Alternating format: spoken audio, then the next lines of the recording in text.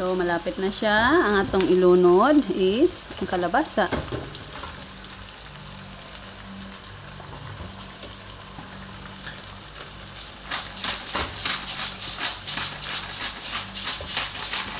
Apila ko dari.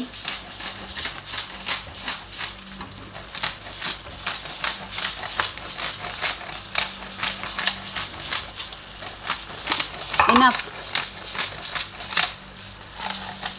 Ito na.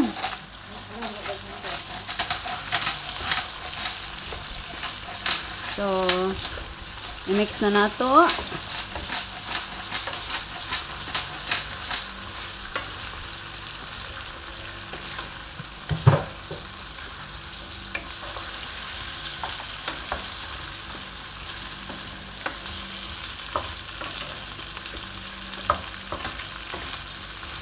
So, maya na yung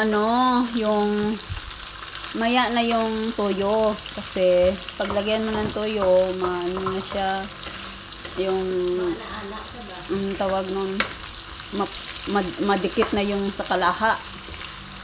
So, kaya maya na lang, ito na, malapit na maluto ang patay, manok ikin. Yan. So, okay man maluto guys. Uy, mahurot ang atong oras guys. So, ato na lang takpan guys ha.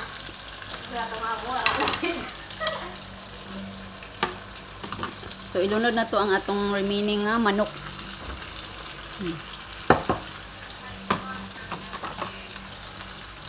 Na siya remaining manok. Ayan.